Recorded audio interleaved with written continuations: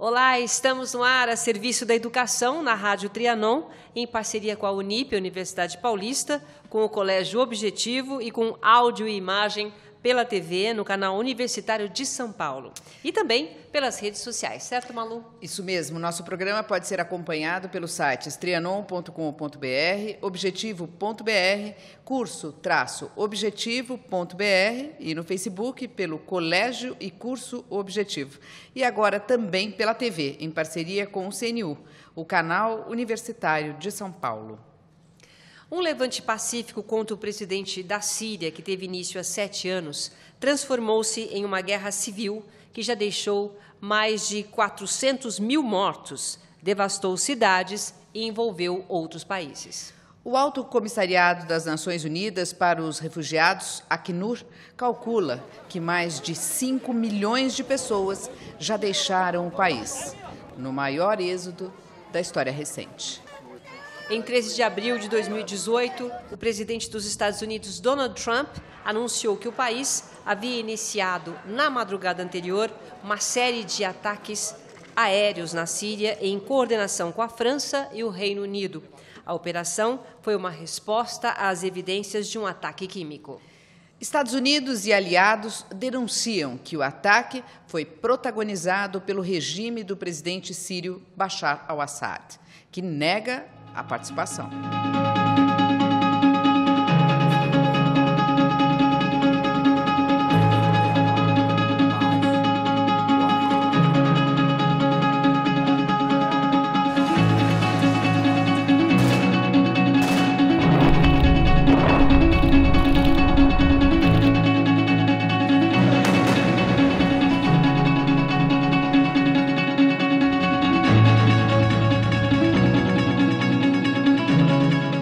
A proposta do programa de hoje é justamente essa, entender a origem do conflito e suas consequências. Afinal, o nosso compromisso é com a educação. Rápido intervalo e a gente volta já já. Objetivo, liderança absoluta. O Colégio Objetivo Integrado é recordista. Por 7 anos consecutivos em primeiro lugar no Enem, com a média geral mais alta em todo o Brasil. O Colégio Objetivo Integrado adota o sistema de ensino Objetivo.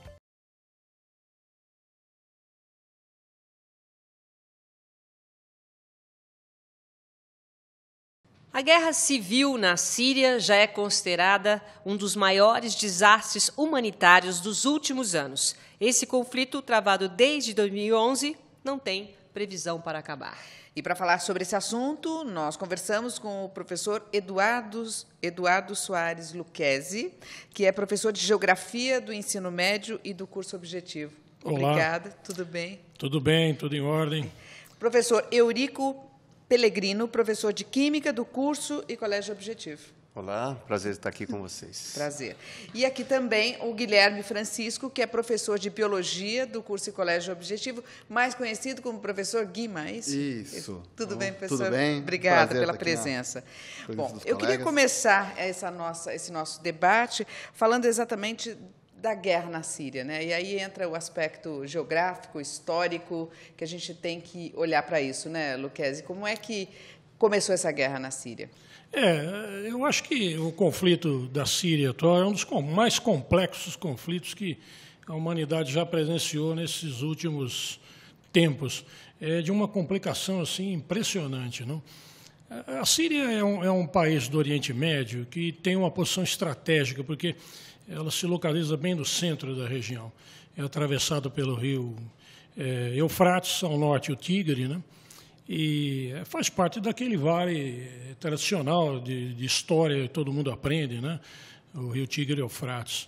A Síria tem uma economia muito precária porque ela não é uma grande produtora de petróleo.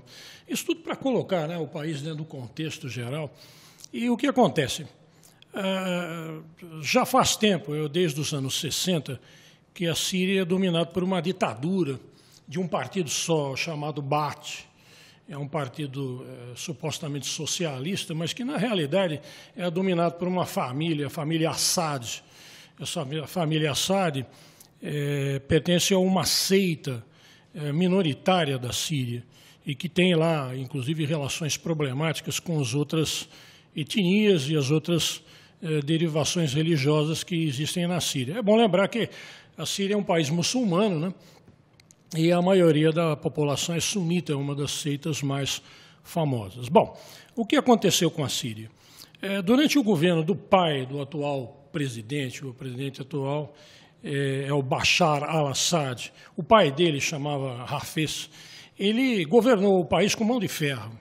E ele reprimia a população e toda e qualquer manifestação contrária, ele mandava o exército prender, matar e reprimir a população. Tanto é verdade que a Síria, até pouco tempo atrás, ela estava em estado de sítio, em estado de exceção, que não saiu nunca. Foi só recentemente que o atual presidente tentou reverter isso aí. Bom, o que aconteceu? O Bashar al-Assad morreu em 99, em 2000, o Hafez morreu em 99, em 2000 assumiu o Bashar, o atual presidente. Bem, ele manteve o estado de exceção, ele não abriu nenhuma benefício para a população. E manteve a população reprimida, ele interviu no Líbano, ele interviu na guerra com Israel, inclusive Israel tomou um pedaço da Síria. Mas o que aconteceu? Mais recentemente, apesar do país estar todo reprimido, ele estava relativamente em paz. Não a paz das armas, mas estava em paz. Aí o que aconteceu? Começou no norte da África, o que a gente chama hoje de Primavera Árabe, a Revolução de Jasmim. Foram revoltas populares contra governos ditatoriais. E o primeiro governo que caiu foi o governo da Tunísia, depois caiu o governo do Egito, depois caiu o governo da Líbia. Inclusive, esses países estão aí com situações bem desequilibradas. A Líbia, inclusive, está em guerra civil. E o movimento seguinte, a expansão desse pensamento de pedida de liberdade, ele acabou se instalando também no Oriente Médio.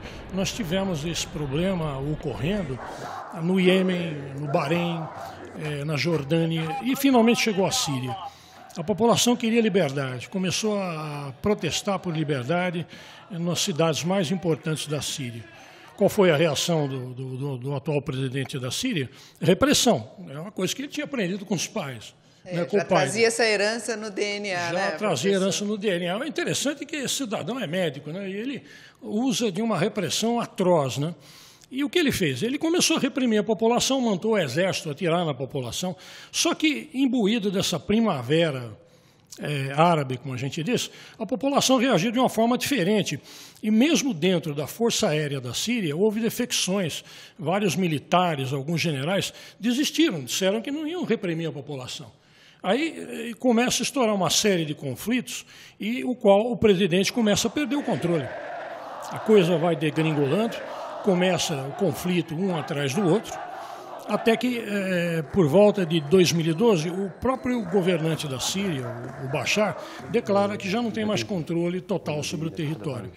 Uma parte da capital, Damasco, foi tomada por rebeldes. Esses rebeldes começaram a atacar no interior de várias maneiras, em várias cidades. O governo, na tentativa de controlar, começou a reprimir e mandar o exército. Então, a partir de 2012, foi declarada a guerra civil. A coisa perdeu o controle, a ONU passou a considerar dessa maneira. E aí os ataques começam a suceder entre os grupos. E esse é o problema principal que eu acho que qualquer pessoa que acompanha o conflito tem dificuldade para entender. Quem é quem nesse conflito? Isso que a gente acaba não sabendo, né? Não, a gente porque sabe são várias etnias, né, sim. lá dentro, então a gente não sabe quem é quem. Mas o fato de ser uma guerra civil é porque está acontecendo lá dentro. Sem entre dúvida. Eles. Você tem algumas coisas que você pode definir. Por exemplo, você tem o governo da Síria e o exército. É um grupo fechado e que tenta retomar o domínio no país. Você tem os grupos rebeldes. Esses grupos rebeldes são uma infinidade, é uma confusão de gente que não tem tamanho. Uhum. E depois, mais para frente, surgiu um terceiro grupo, que é o Estado Islâmico, e que piorou mais ainda a situação do conflito dentro da Síria. Porque o que ocorre? O governo sírio começou a reprimir fortemente os grupos revoltosos, e as pessoas que eram contra o governo sírio começaram a apoiar esses revoltosos. Então, aí entra um espectro de apoio, que é uma coisa assim muito confusa. O governo da Síria ele contava com o apoio do Irã, tá? Porque a religião do presidente da Síria é parecida com o pessoal do Irã. Vários grupos que lutavam contra o presidente eram da seita oposta à religião, né? Então, aí já tem um motivo religioso, mais ainda, para piorar um pouco a coisa. E o presidente da Síria, além do Irã, começou a receber o apoio posterior da Rússia. A Rússia começou a interferir. Então, ao mesmo tempo, os grupos que lutavam contra o presidente eram favorecidos ou pelos Estados Unidos ou o pessoal da Europa, principalmente o pessoal da OTAN. Então, contra o presidente da Síria, estavam os Estados Unidos, estava a França, o Reino Unido e a própria Turquia, que é contra o atual presidente da Síria. Bem, aí o que acontece? Os grupos começam a se movimentar. No norte da Síria, para piorar um pouco a situação, ainda tem os curdos, que são uma etnia diferente de toda a população síria. Os sírios são árabes. E os curdos do norte são outra etnia, que inclusive lutam pela sua independência, para piorar mais um pouco. Então, entre esses grupos que lutavam contra o governo, apareceu o Al-Qaeda. Eu não sei se vocês lembram ou sabem, o Al-Qaeda é aquele grupo de origem árabe que fez os ataques aos Estados Unidos em 2001, né? Em 11 de setembro, né? Aquele famoso ataque. Pois é, ele entrou na confusão também. E um dos grupos radicais desse Al-Qaeda, mais radical ainda que o Al-Qaeda, conseguiram ser, eles formaram o famoso Estado Islâmico. Esse Estado Islâmico, ele não quer nem o Bashar Assad, ele não quer a influência de ninguém. Ele quer criar um califado. Queria, né? Eles queriam criar um califado. É um governo de Alá, tá certo? O governo de Alá na terra, naquela região. Eles invadiram, além da Síria, invadiram o Iraque e dominaram todo o vale do rio Tigre e Eufrates. Então, toda aquela área interior foi dominada por esse grupo. E esse grupo começou a controlar e, curiosamente, ele acabou unindo o governo da Síria e mais os ataques dos grupos externos contra ele, de tão terrível que ele era, né? Ô, Lucchesi, mas não bastassem todas essas confusões, e aí chega a Síria e coloca o uso de armas químicas. Pois é. Que aí eu quero puxar a conversa para o lado do Eurico. Eu só gostaria de colocar assim, houve 3 ataques, e o primeiro foi em 2013. O primeiro foi o que mais... Uso de armas químicas, Sim, 2013. uso de armas químicas. Parece que o governo sírio, em desespero, ou os guerrilheiros mesmo em desespero, fizeram uso disso. E aí, qual foi a arma química que usaram, hein, Eurico? Então, as armas químicas, né? O conceito de arma química é um dispositivo que se utiliza substâncias químicas para causar lesões ou morte, né? E o porquê a arma química é uma arma assim que existe convenção desde 1899 para não usar, porque é uma arma que causa uma morte muito lenta, dolorida, né, com ferimentos internos, ferimentos externos. Então, é uma arma muito dura de ser usada, né? Então, só para entender, é uma arma assim como? Sai de algum, porque a gente entende uma arma, um canhão, a gente entende um tiro, mas a arma química é jogada onde? No ar? No ar. São bombas que explodem e liberam substâncias voláteis, né, que têm ponto de ebulição baixo. E, geralmente, as armas químicas, elas não têm odor, não têm sabor. Nossa, não sente nem. Então, você não sente o cheiro. Piora muito. Então, simplesmente essa bomba explode, a substância que é líquida passa para o estado gasoso e vai se dissipando no ambiente. E são armas que poucos gramas da substância levam uma pessoa à morte em questão de minutos, né? E sem ela perceber o aroma, sem perceber o cheiro, a cor, nada. São substâncias incolores, voláteis. Algumas até têm um cheiro agradável, né, com cheiro de mostarda mesmo, de amêndoas, tudo. Então, e a pessoa vai respirando e vai tendo, dependendo da arma usada, tem várias classificações, ela vai ter problemas de pele, ela vai ter problemas de erupções de pele, necrose, vai ter desidratação através dos alvéolos pulmonares. Então, a morte é muito dolorida, é muito sofrida assim, para a pessoa, né? Então, por isso que existem convenções proibindo o uso de arma química. É proibido no mundo. É um absurdo, né? Porque não devia ter arma nenhuma, mas assim, é uma arma que leva à morte muito lenta, dolorida, e é por causa desse motivo que o mundo inteiro se mobiliza, né? Claro. Para não utilizar de jeito nenhum. Não que a arma convencional seja boa, mas a arma química é muito mais cruel. Muito mais cruel e dolorida, eu acho que para todos. Independente, né, do que você vai falar, professor Guima, especificamente, né, sobre o efeito que causa essas armas nos seres humanos, nos seres vivos, a sua visão dessa guerra qual é? Tem um grande problema, né, não só essa disputa, né, de poder, esse problema é tanto étnico, né, quanto religioso, você tem esses grandes problemas, e a gente está percebendo de fato, uma crueldade, né? Lembrando bastante o que o professor Eurico falou, o uso dessas armas é uma maneira muito cruel, muito covarde, né, de você reprimir o desejo da população, o movimento ali político que está acontecendo. Isso envolve também, né, outros países, né? A gente tem visto agora, parece, os Estados Unidos quer interferir, você tem a Rússia de um lado, então isso acaba tomando proporção, mas acho que o grande aspecto é a própria crueldade, né, com o povo local, né? E até traiçoeira, se você pensar, né, professor? Porque você está com a arma apontada, né? Ali está vendo, então está vendo o soldado, está tendo, né? Agora, é uma guerra escondida, invisível, né? É uma arma invisível.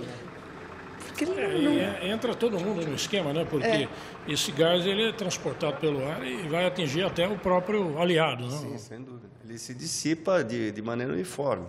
Então, quem estiver na área de alcance vai ser atingido. E não percebe a vinda do Porque você tem as minas, vamos supor, pegar uma outra, as minas terrestres. Então, você sabe que ali é um local minado. Então, você não vai, porque você sabe que o teu risco é grande.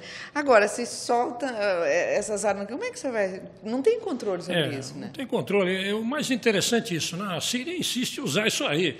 A gente não sabe, porque aí é um jogo de acusações, né? O governo sírio diz que não foi ele que lançou. Aí os rebeldes dizem que também não foram eles que lançaram. Então, quem teria lançado, né? O exército sírio? É mais provável que sim, porque a gente sabe aí que o Bashar al-Assad usa esses métodos para se impor no país. Mas agora, nada impede... O próprio povo, é isso que não dá para entender. Nada impede que os terroristas, numa forma de chamar a atenção mundial, tornar mais cruel ainda a posição do governo sírio, eles não lancem mão desse processo, né?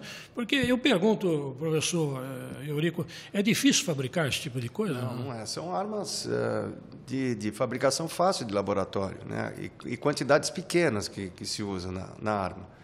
Por exemplo, Eurico...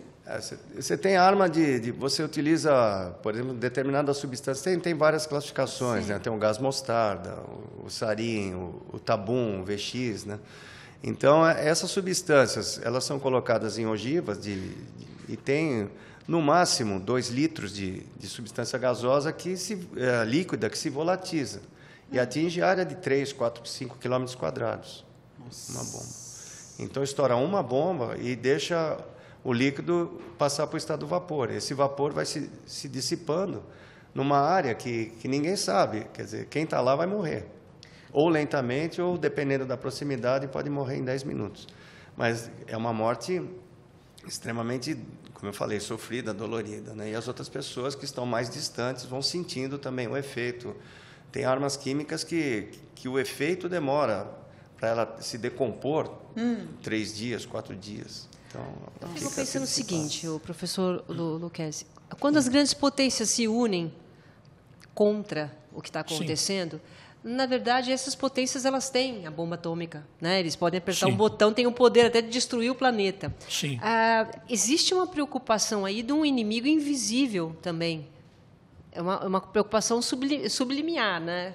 O que se percebe nessa confusão toda que está acontecendo na Síria é como se fosse um retorno da Guerra Fria, né? Eu acho que essa ideia do inimigo invisível, né, era uma coisa que acontecia muito, né? Aconteceu muito durante a Guerra Fria. Quem são os inimigos, né?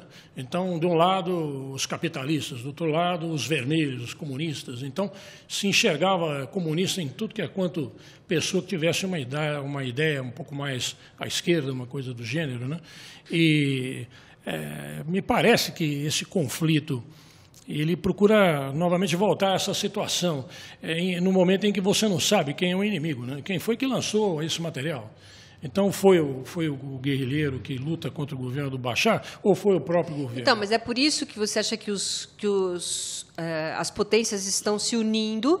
Sim. Por quê? Porque eles têm, além do perigo iminente, eles também não sabem que inimigos que eles estão lidando. O que acontece. Veja, aí entra um pouquinho de geopolítica. Se o governo do Bashar al-Assad, ele agora está avançando, ao final desses últimos tempos, a guerra começou em 2011, 2012, está se estendendo até agora. O governo do Bashar al-Assad está ganhando cada vez mais posições, está reconquistando o território. E me parece que uma vitória fácil do Bashar al-Assad representaria, em termos, vamos dizer assim, morais, uma derrota do pessoal do Ocidente que apoia os guerrilheiros. Os guerrilheiros seriam derrotados quem? O pessoal da OTAN, da Europa, seriam derrotados os Estados Unidos. E sairiam vencedores o Irã e a Rússia. Isso significaria que a Rússia ganharia um acesso a um novo território no Oriente Médio, que ela não tinha até agora. Extremamente importante. Ela tinha recuado depois do fim da Guerra Fria, né, quando houve aquela reorganização da Rússia, deixou de ser a União Soviética.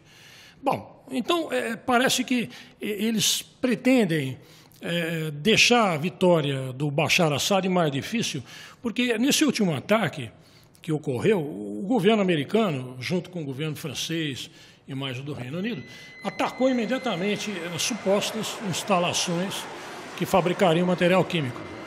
Bombardeou tudo, etc. Quer dizer, isso retarda o avanço do governo sírio.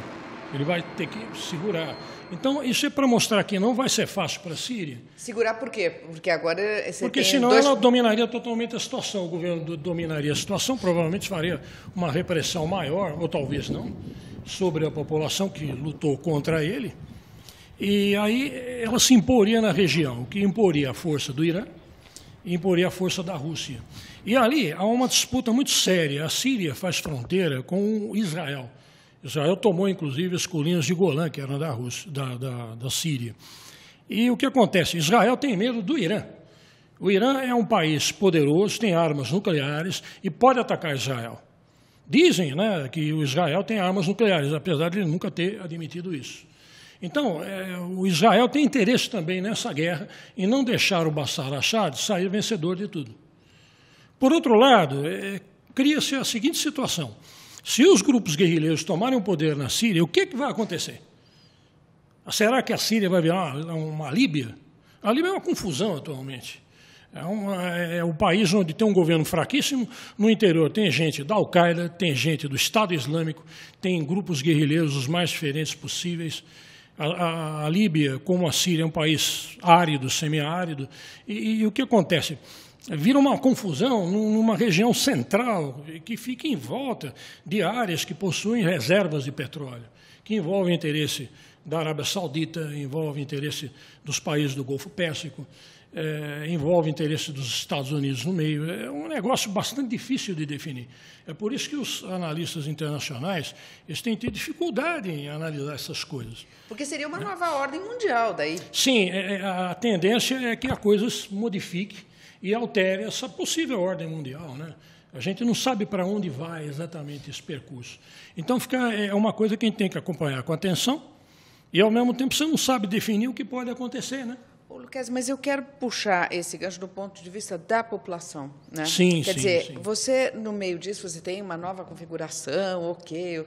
Cada ator, né? Chamando Sim. aí cada país de ator, cada um tem um interesse aí em jogo. Mas no meio disso, né, Guima, tem a população. Tem os seres vivos ali, né? Não só Eu queria saber quais são as sequelas que isso aí deixa nas pessoas que não morrem, porque você descreveu o que acontece com a pessoa que morre e o pessoal que sobrevive, hein?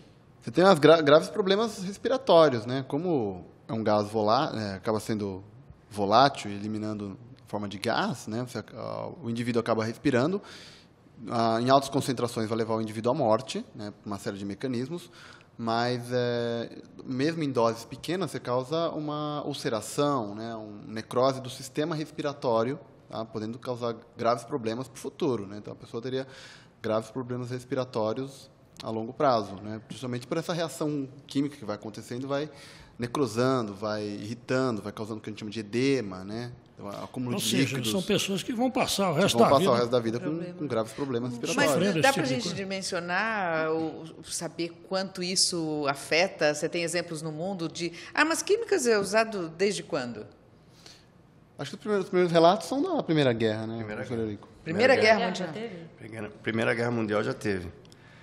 Teve um acordo, né, o direito internacional proibiu armas químicas desde 1899, na Primeira Guerra Mundial, na Convenção de Haia, porque lá foi usado o gás cloro, né, que é uma substância que, se você respira, ele tem um poder desidratante muito grande. Então, se pensar em cloro, a gente já vai passar mal.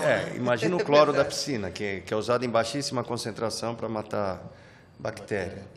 O cloro, na temperatura ambiente, não é uma substância líquida, é uma substância gasosa, a substância cloro.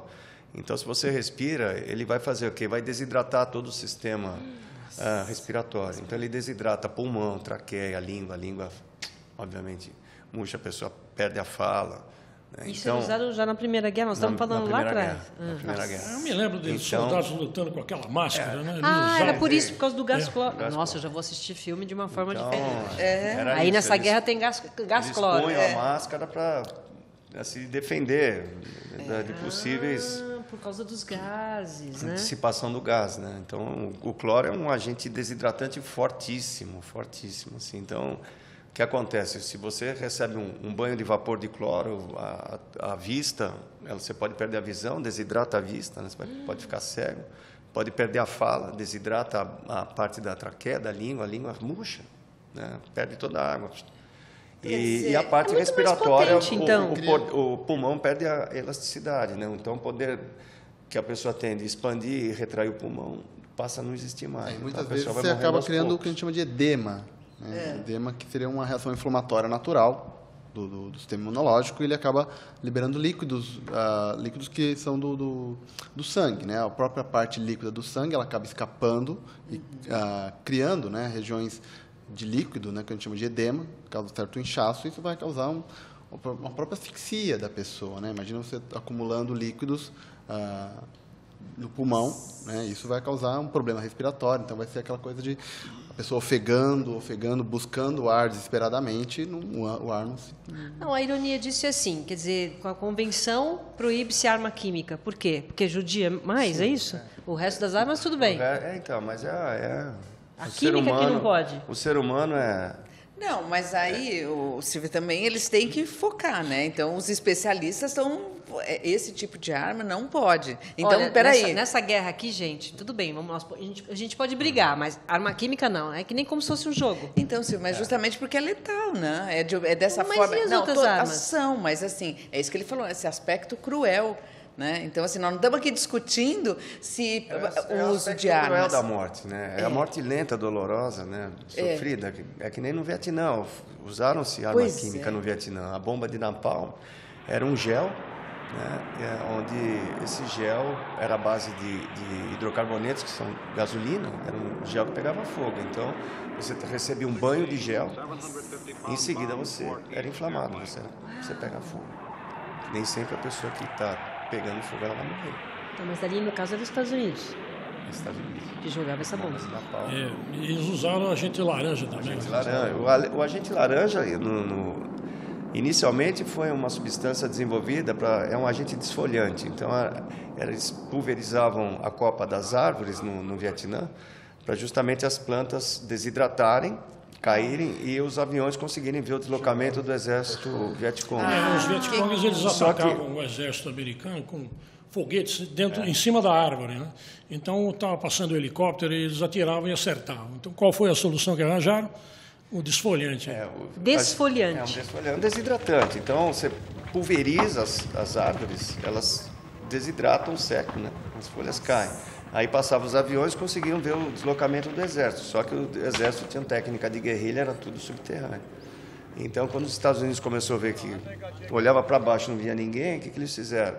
Ao invés de jogar o agente laranja na copa das árvores, jogava nas aldeias, para justamente quem estava nas aldeias poder dar a localização do exército Vietcong. O que você queria completar, Guilherme? Tem a questão, isso é a questão imediata, né? A gente tem que lembrar da questão a longo prazo, que muitos desses agentes são carcinogênicos.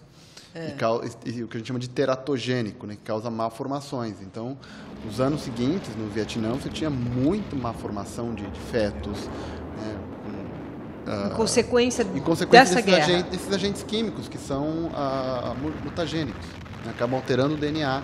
Esse DNA é passado de descendência, né? Então aumenta-se a incidência de câncer, aumenta o índice de má formação em crianças, o aumento de abortos, né? Porque tem esse efeito imediato da morte naquele momento e os efeitos de consequência desses agentes. Mas naquele momento e nos anos seguintes, você teve um grande número de alterações de malformações e câncer. Essas pessoas acabam sendo... Agora, eu queria pegar essa questão também, ele falou das árvores, né? Assim, eu imagino que pode também ter acontecido com a vegetação, né? Deve ter sido sim, também outro ser vivo. Você acaba destruindo o ambiente inteiro. Isso se acumula, né? Alguns desses gases são... dessas substâncias são... No Vietnã tem problema até hoje com isso aí, né? Sim, você tem a contaminação do solo, né? Esses agentes... Quer dizer, a gente começa falando do uso de armas químicas na Síria e, de repente, a gente vê que esse assunto é muito mais extenso e muito mais... Está concentrado na Síria, mas acontece em todos os... O momento é a Síria, né? Mas as armas químicas já eram usadas desde a Primeira Guerra Mundial. Já tem notícia de vários tipos de armas. As da Síria são um pouco diferentes das usadas anteriormente. Mas, como eu falei, o efeito da arma química tanto na Primeira Guerra quanto agora, é o mesmo. É a morte lenta, dolorida, sofrida. Então, Eurico, peraí, então aí tem um princípio, né? O princípio é de fazer isso com a população, né? Essa crueldade com a população para morrer devagar. Quer dizer, tem uma coisa perversa. É muito perverso. Uma curiosidade interessante. O desenvolvimento do primeiro quimioterápico foi baseado em arma química. Isso é um negócio isso é uma coisa interessante. Não é né? só coisa ruim. Ainda bem. Percebeu-se que o uso de gás mostarda levava à redução do número de glóbulos brancos, né, em experimentos na Segunda Guerra.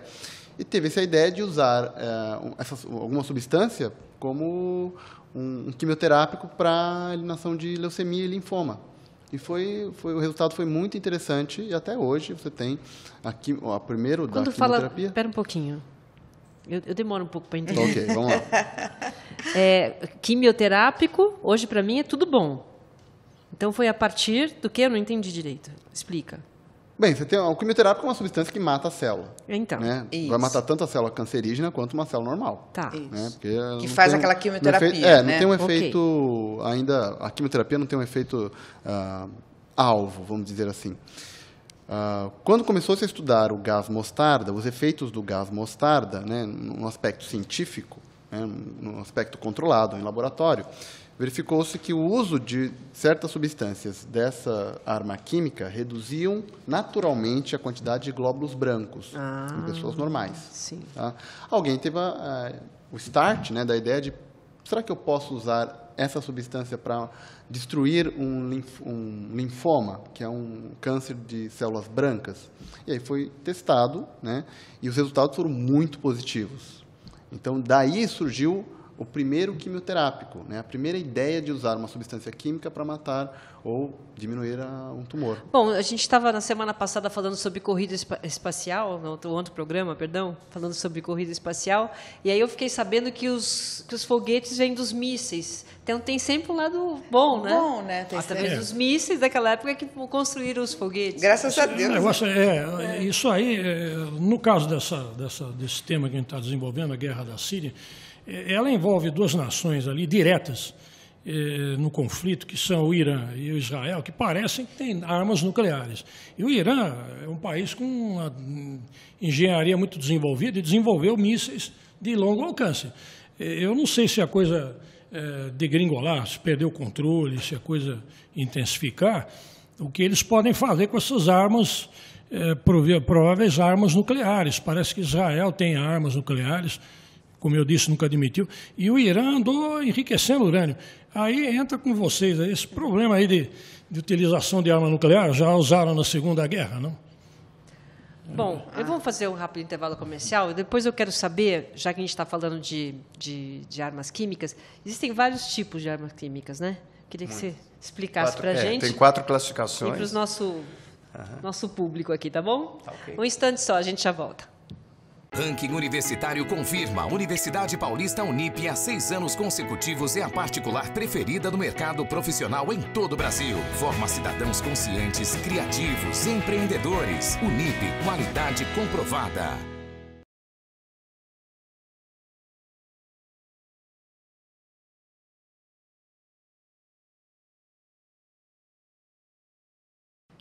Estamos de volta com o tema da Síria, o uso das armas químicas na Síria. E no bloco anterior, a Silvia estava te perguntando, Eurico, os tipos de armas químicas que existem. Bom, as armas químicas são classificadas em 4 grupos, né? Tem um primeiro grupo, que são os agentes blister, ou vesificantes, e aí a gente pode destacar o gás mostarda, entre várias outras, né? Que é uma das armas que a Síria provavelmente produz e detém lá em alguns arsenais, né? Que é feita como? Quer dizer, é fácil de fazer, né? A gente falou até no primeiro bloco, é fácil de produzir. Sim, sim, são laboratórios comuns de química, não Por que precisa chama grande... mostarda, Eurico? Devido ao aroma, cheiro de mostarda, cheiro de mostarda, e devido à ligeira, tem uma coloração tênue amarela no ar, né? Dá um amarelo tênue. E o aroma é um aroma meio adocicado com cheiro de mostarda, por isso que é chamado assim. Gás mostarda. Tá. A pessoa que sente aquele aroma, tem aquele sabor apimentado de mostarda, mas é letal, né? Ela vai ter, ela se respirou, vai ter problema. Aí tem os agentes nervosos também, que posso citar alguns que a Síria produz, que atacam o sistema nervoso, né? Diretamente. Tem o tabum.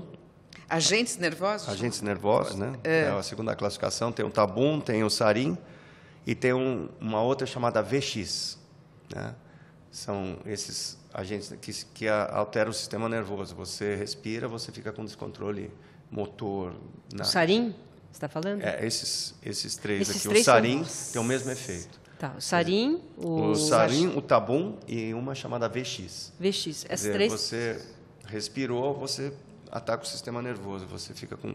Perde o sentido... Perde descontrole motor, tudo. Você perde fala, tudo. Você fica sem... E esses nomes, agentes nervosos, porque ataca o sistema nervoso mesmo? É diretamente no sistema nervoso. Tem tem os agentes de sangue, que causam envenenamento, né? No sangue? No sangue, absorvido pelo sangue. E lentamente você vai morrendo envenenado através da contaminação sanguínea, destruição de glóbulos, né? Então, você tem o cloreto de cianogênio e o cianeto de hidrogênio. Você respira, ele entra no sistema sanguíneo e vai destruindo os glóbulos, você vai morrendo por envenenamento. E os agentes sufocantes, né? Que aí entra o pior de todos, é o cloro, né? O cloro gasoso. O cloro é uma substância gasosa na temperatura ambiente, porque muita gente confunde o cloro da piscina, né, que mata a bactéria, mas o cloro da piscina é o gás cloro dissolvido em água.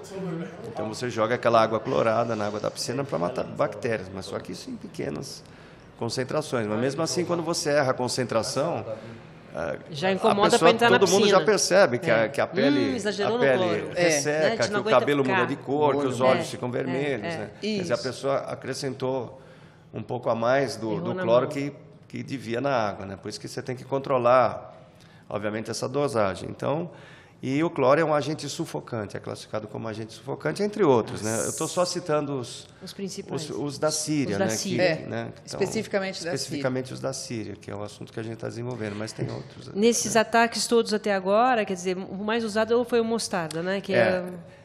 Supostamente, a Síria produz esses 4. O VX, o Tabum, o agente laranja, né? Aliás, o gás mostarda e o sarin.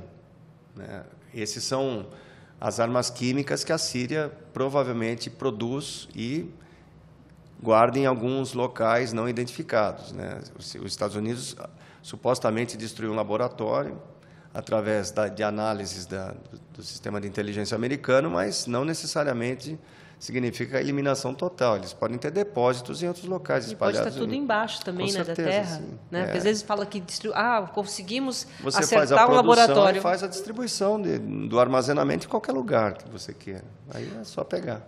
Ô, Guima, eu queria puxar o assunto para você também. É o seguinte, então assim, aí você olha, ele está falando de cloro, né? Sim. Aí você cloro ou outros elementos químicos. Então assim, é a mesma coisa do remédio e do veneno, né? O que faz é a dosagem que você coloca num ou no outro, né? Isso do ponto de vista humano, o que isso significa? O professor Eurico foi muito bacana em colocar as armas químicas divididas em 4 mecanismos, né, de funcionamento. O que ele chamou de agente blister ou vesicante, ele causa uma queimadura grave, levando à formação de bolhas enormes. Né? Então, queimaduras de 2º e 3º grau facilmente conseguidas, principalmente com gás mostarda. Né? O contato, né, do gás com a pele causa uma irritação severa, isso acaba a formação de bolhas, né, que a gente chama de agente blister ou vesicante. Então, essas armas acabam numa irritação muito grande na pele, mucosas, né, que seria o olho, a parte interna da boca, né, a parte do sistema respiratório, causa uma irritação severa, levando à formação de bolhas, e isso causa todo um processo inflamatório importante. Os agentes nervosos, esse talvez acredito que seja uma morte muito agonizante, né, porque ele confunde o mecanismo de funcionamento muscular baseado no sistema nervoso. O sistema nervoso libera o que a gente chama de neurotransmissor, né, que leva à ativação muscular. Okay? É como se fosse um interruptor. Você precisa ligar e desligar o músculo. Isso rapidamente. Então, quando você solta o neurotransmissor, você liga o músculo, tá? O músculo funciona normalmente, e existe um mecanismo interno de desligar o músculo para que ele ligue. Isso acontece normalmente? Isso normalmente. Nós temos um sistema de liga e desliga. Isso. Peraí, os nossos músculos funcionam assim. Isso. Vamos imaginar um interruptor de luz. Você liga, funciona a luz, você desliga, tá pronto para funcionar de novo. Então, mas quando desliga o músculo é para ligar o quê? Quando você desliga o músculo, você torna o músculo pronto para ligar quando você precisar de novo. Isso. Então, depende. Você faz isso aqui, né? Você ligou o músculo, desligou, eu posso ligá-lo de novo, né? Para uma movimentação. Tá. No caso desses agentes nervosos, eles impedem esse mecanismo. A pessoa perde a... Ele fica ligado constantemente. O músculo ligado constantemente, ele não vai funcionar. Então, imagina a musculatura respiratória, né, muito envolvida nesse inspiração e expiração. Se você liga, você cansa o músculo, você interfere o funcionamento do músculo e você vem aquela sensação de asfixia. Fica ofegante, porque não desliga. Não vai conseguir. Não desliga. Né, esse é o grande problema do sarin, né, que é o gás mais discutido aqui. Você tem o problema neste mecanismo de liga e desliga. Você torna o músculo constantemente ligado. Uau. Tá? Ele não tem essa volta para funcionar de novo. Isso causa um efeito talvez muito sufocante. Acredito que seja extremamente desesperador, né? A pessoa querer respirar e a musculatura não servir. A pessoa está consciente, né? Ela não perde a consciência em nenhum desses casos. Não. Nossa. Mais grave ainda, né? Quer dizer, a dor, e é uma coisa rápida, quer dizer, não, né? Vai depender, acho que, muito da concentração, né? Uma concentração alta vai ser muito letal, uma concentração baixa vai propagar. Você falou dos 4? Você falou dos 4? Eu falei dos 2 primeiros, né? Agentes nervosos, agentes de sangue, o cianeto impede, geralmente, como o professor falou, destrói, né, os glóbulos vermelhos, as hemácias, que transportam o oxigênio. Então, aí você atinge agora o transporte de oxigênio. A pessoa, digamos, até respira normalmente, mas esse oxigênio não é levado às células. Então, é uma morte sufocante também, né? Por falta de oxigênio sendo levado às células. Né? Isso provavelmente deve causar uma questão de sensação ruim, um desmaio. Né? De perder a consciência, no caso aí. Provavelmente, porque aí você tem um problema de oxigenação cerebral, o cérebro vai naturalmente desligar. Né? E os agentes sufocantes, como o professor falou, o cloro, né, resseca toda a parte do sistema respiratório, então outra morte sufocante. né, causado por esses agentes aí. O Guima, tudo ruim. É assim. Tudo ruim. Não teria nenhum mecanismo humano, né? Agora, eu queria jogar a conversa para você também, Lucchesi. Mas não é proibido o uso de armas químicas no mundo? Quem é o dono do mundo que manda nesse negócio? Pois é. Essa é aquela questão da moral que envolve, inclusive, o problema da ONU, né? A ONU poderia ser o órgão que controlaria essa situação. O problema da ONU é que ela tem uma Assembleia Geral, onde você tem lá 193 países, mas que indicam apenas os assuntos. Na realidade, quem decide o que a ONU vai fazer ou não vai fazer é o Conselho de Segurança da ONU, que é formado só por 5 países, que foram os vencedores da Segunda Guerra Mundial. São os Estados Unidos, a Rússia, a China, o Reino Unido e a França. E esses países têm poder de veto. Se alguém decidir, numa Assembleia da ONU, que serão proibidas as armas químicas, e alguém do Conselho de Segurança vetar, está vetado, simplesmente acabou. Durante esse conflito da Síria, foram feitas várias demonstrações ao governo da Síria para que ele parasse de fazer isso, fazer aquilo, mas todos eles esbarravam na oposição da Rússia. A Rússia vetou, a Rússia e a China vetaram, em diversas ocasiões, atitudes que seriam tomadas, no caso, contra a Síria. Sim. E isso também acontece em âmbito mundial com essas leis. Por exemplo, a Convenção de Genebra ela proibiu o uso de material químico, mas a gente sabe que no mundo, essas grandes potências nucleares, elas produzem armas químicas. Eles estudam armas químicas, fazem estudos e produzem em grande quantidade. E existia até uma notícia que a Rússia tinha desativado 95% das suas armas químicas, mas sobrou 5%. Sabe lá o que é isso, não? Então, fica muito a questão da moral, ou como o governante de plantão, no caso, vai reagir em relação a uma provável derrota, uma provável pressão, se ele não vai lançar mão do que tiver na frente para poder se tornar vitorioso. Fica essa situação, aí vira uma questão de moral. Na Primeira Guerra usaram bastante, na Segunda já foi menos. Mas a coisa não acabou. Aí nós temos esse exemplo da Síria. Professor, aqui. Mas, por exemplo, quer dizer, numa situação como essa, onde o mundo, né, Sim. se sensibiliza, com uma guerra que já dura 7 anos, né, Certo. e a gente, por conta da globalização, a gente recebe, a gente não sabe de onde, a gente recebe essas imagens que realmente são muito horrível. cruéis. Por que a Rússia, no caso, tendo esse poder de voto numa Assembleia, Rússia e China, elas preferem não entrar nessa discussão, porque eles poderiam vetar. É tão mais importante assim ter a Síria como aliada do que o lado humanitário? A China, os Estados Unidos e a Rússia temem que os Estados Unidos se tornem um país hegemônico. Comece a mandar, comece a desmandar, comece a impor suas coisas. A China, a Rússia? A China e a Rússia, Tá. principalmente. Os dois, Podem eles se seus correligionários, mas basicamente esses dois. Nem sempre eles concordam, mas eles têm medo que os Estados Unidos se imponham como nação hegemônica. Porque logo que terminou a Guerra Fria, existia aquela ideia de que o mundo ia ser unipolar, os Estados Unidos iam mandar no mundo, ele venceu. Né? E, de repente, a Rússia consegue se recuperar. A China se torna a segunda economia mundial. E os Estados Unidos mantêm aquela postura de querer ser um país hegemônico. Então, toda vez que pode, a Rússia e a China... Vão contra, não importa o que isso custe. Vão contra os Estados Unidos. E dificilmente eles conseguem se entender. Mesmo nos momentos, logo depois do fim da União Soviética, em que a Rússia estava voltando para o capitalismo, mesmo assim, ela se contrapunha a muitas posições americanas. Aí, a partir de um determinado momento, a Rússia passou a ser dominada pelo Vladimir Putin, ela começou a fazer uma oposição. Foi uma forma que o próprio Vladimir Putin se fez de se impor na Rússia. Eu, como governante, eu enfrento os Estados Unidos. Porque entre os russos existe essa ideia de que a Rússia perdeu, que os americanos agora mandam. De repente aparece um presidente que assume o poder e diz que não, eu vou me impor frente aos Estados Unidos. Então, os russos fazem de tudo para se contrapor. A China entra no esquema, porque ela também está emergendo, é um país que é uma potência, já é a segunda economia mundial. vende produtos para os Estados Unidos, né?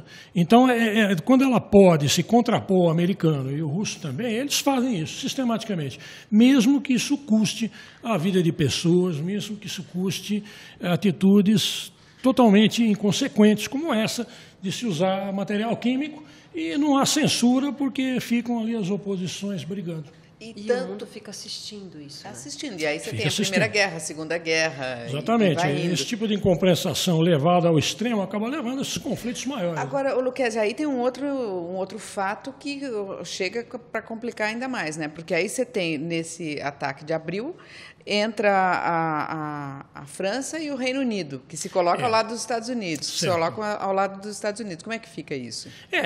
A França e o Reino Unido, eles vão atrás dos Estados Unidos porque é uma questão de aliados. Então, mas ela tem voto também na ONU. Ela né? tem voto na ONU, mas aí ele vota a favor do americano. Né? O Reino Unido e a França votam Sempre a favor do vai ter americano. empate. Mas, sempre vai- sim, empate. no momento em que não basta ter empate, é só um Falar não, votar, acabou. acabou. Tem que ter unanimidade. Tem que ter unanimidade. Qualquer medida que assuma uma atitude geral tem que ser unânime. Por exemplo, Uso de armas químicas na Síria. Aí eles votam... se todos votarem contra, aí eles vão ter que dar um jeito de limpar a Síria desse processo. Tem uma organização chamada OPAC, né, que combate armas químicas, que esteve na Síria logo após o primeiro ataque de 2013. E, supostamente, ela supervisionou a destruição dessas armas. Mas parece que não deu muito certo, não, porque continuaram os ataques. Teve outro 17 e 18. Não? Quer dizer, Nós estamos falando de armas químicas na Síria, nós estamos falando de 2013. Nós estamos 13, quando morreram 1.700 pessoas, segundo aí as notícias. A segunda, que morreram 100 pessoas. E essa terceira, que agora morreram 70. Nessas 3 ocasiões, não houve unanimidade na ONU quanto ao combate disso. Foi determinado que a OPAC fosse lá supervisionar a destruição. O governo sírio disse que destruiu, mas, pelo visto, não destruiu, não. E por que só agora que os Estados Unidos, no caso, junto com França e Reino Unido, se manifestaram contra? Até então estavam quietos. É o seguinte, o presidente americano atual, Donald Trump, ele é meio errático, vamos dizer assim, quanto à política externa. Os comentaristas internacionais são todos unânimes em dizer que ele não tem muita consequência do que ele faz, né?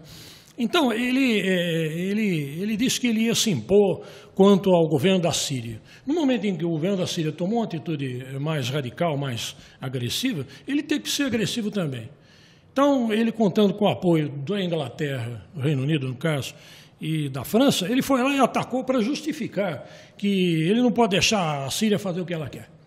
Então, foi lá, atacou, o russo ficou lá reclamando, acabou contemporizando, e a coisa vai se arrastando dessa forma, né?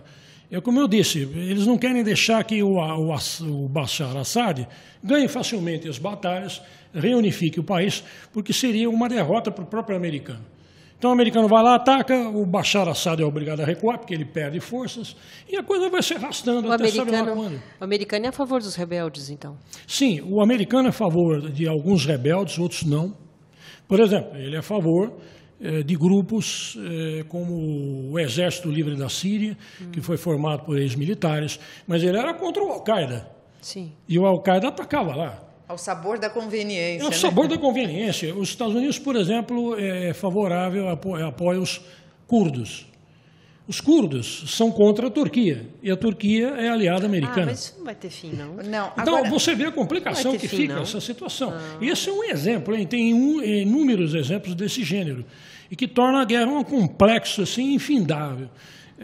No momento em que alguém aparece com dinheiro e fornece armas, muitos desses grupos recebem dinheiro da Arábia Saudita, do Catar, outros do Irã, a coisa vai se complicando, não há solução à vista. Porque, por exemplo, se um grupo se exaurisse, acabou a arma, não tem mais dinheiro, os caras perdiam as batalhas e sumiam. Mas não, eles são realimentados, frequentemente. E aí continua a coisa se estendendo. Todos querem se proteger, né? Agora eu queria pegar essa questão que você falou de acabar com as armas químicas. É possível, Eurico, destruir todas as armas químicas? Você faz o isolamento do material, né? Você pode fazer o isolamento em local desconhecido. Você faz um buraco com concretagem, coloca todo o material químico produzido, que geralmente são líquidos, né? Eles viram gases quando, obviamente, são abertos, diminuindo a pressão. E então você poderia locais apropriados, né, fazer a concretagem, coloca, fecha e fica um local indeterminado. O concreto impede? O concreto, não, aí você faz o isolamento com chumbo, com concreto e deixa lá.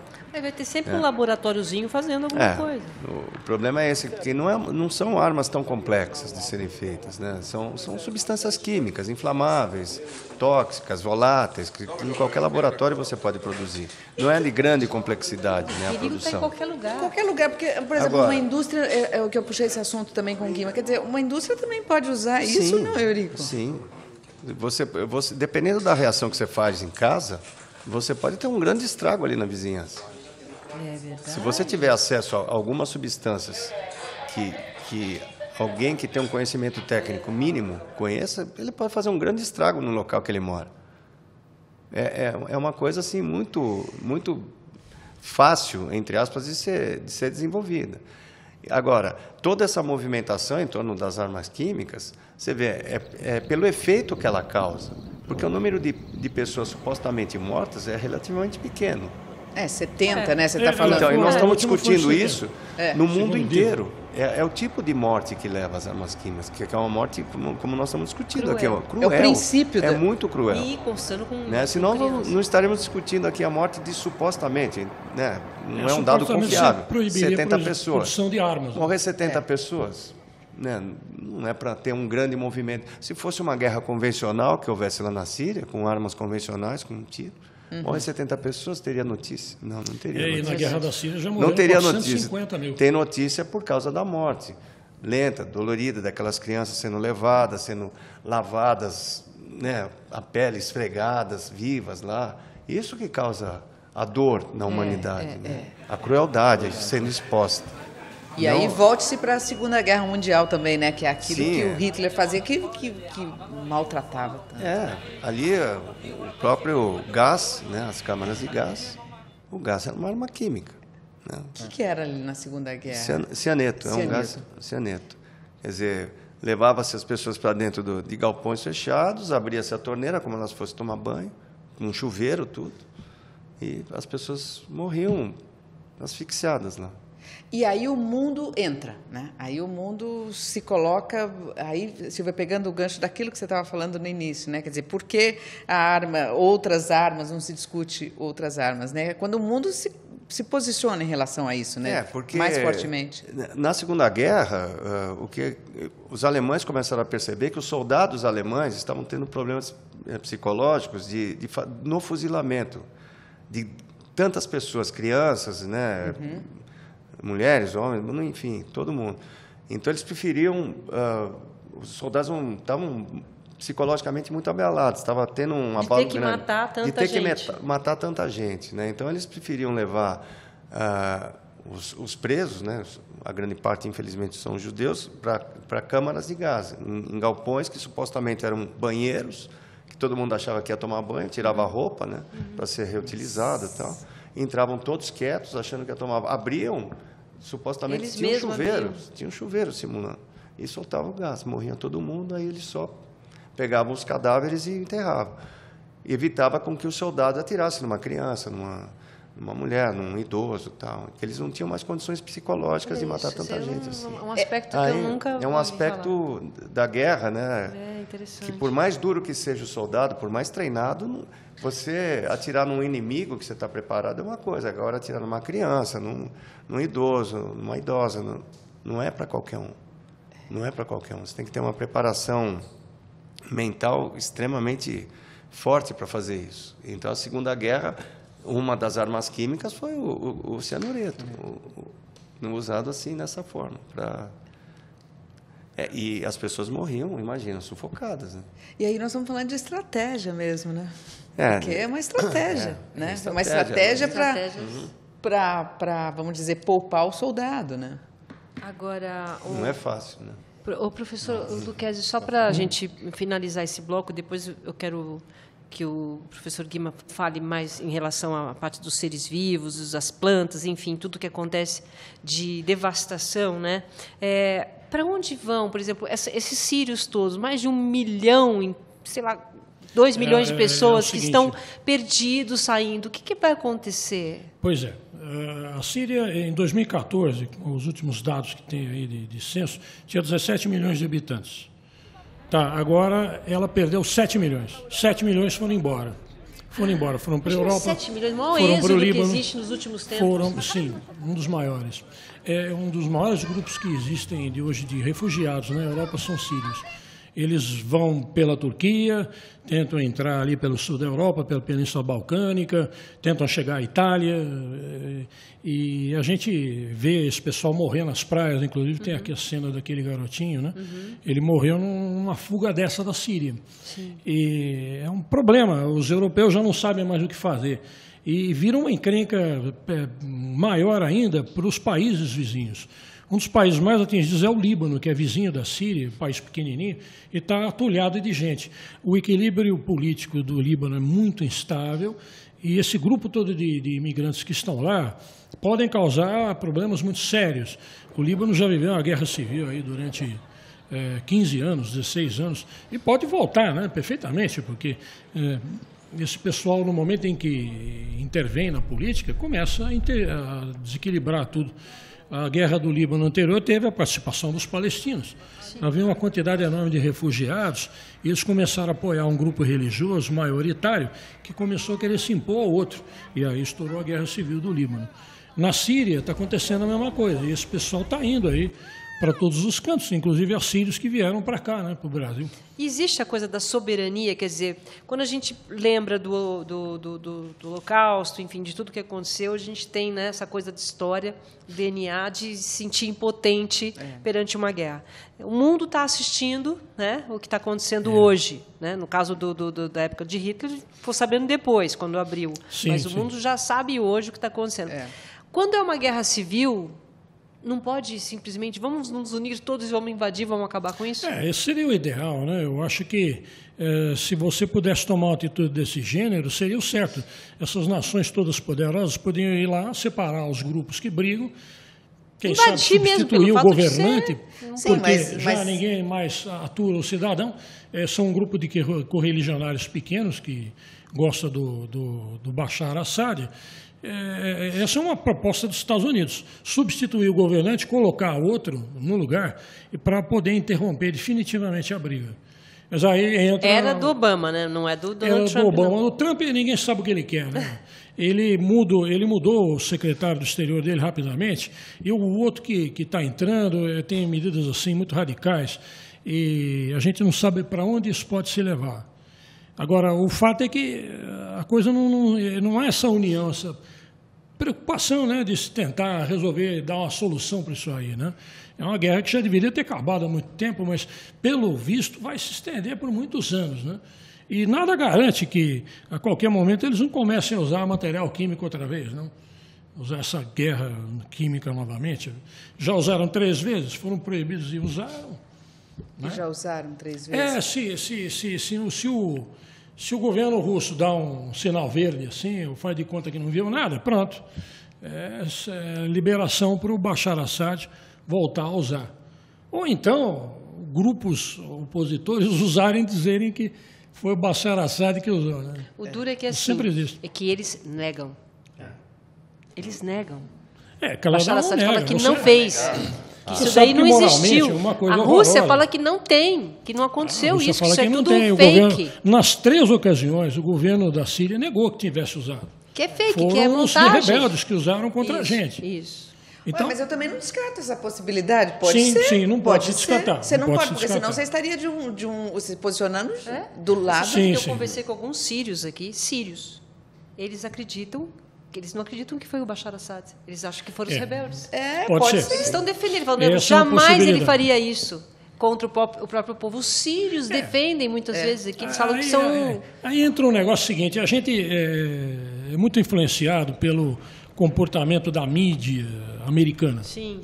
Os americanos, eles escolhem uma espécie de vilão. Então, o vilão é o Bashar Assad, ele é ruim, ele não sei o quê. Então, tudo que acontece de errado é culpa dele. Mas não sei se necessariamente foi ele que fez isso. Assim foi com Gaddafi, assim foi no Iraque. De repente, você descobre que o sujeito não é tão horroroso assim, e fez coisas interessantes para a população. E, de repente, ele é colocado como o demônio que está matando todo mundo. Quer dizer, onde está a verdade, né? Onde está a verdade? A algum ponto, né?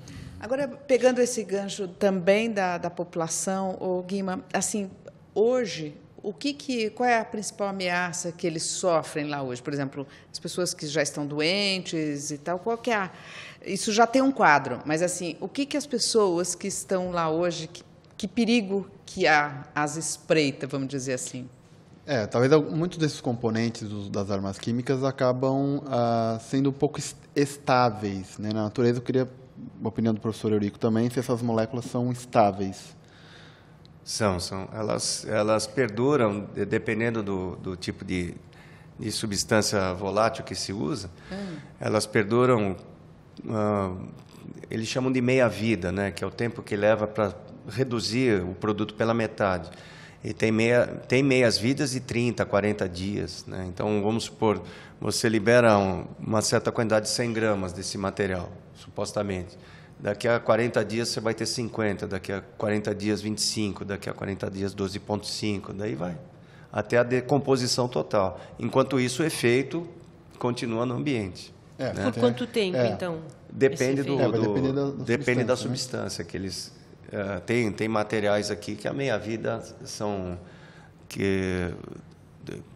60 dias.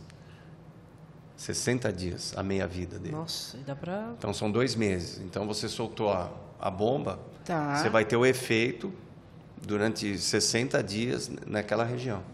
Nossa. Depois de 60 dias, você vai ter a metade desse efeito na mesma região, até ele sofrer a decomposição total. O que pode elevar, inclusive, o número de mortos, né? Quer dizer, hoje Sem eles... dúvida.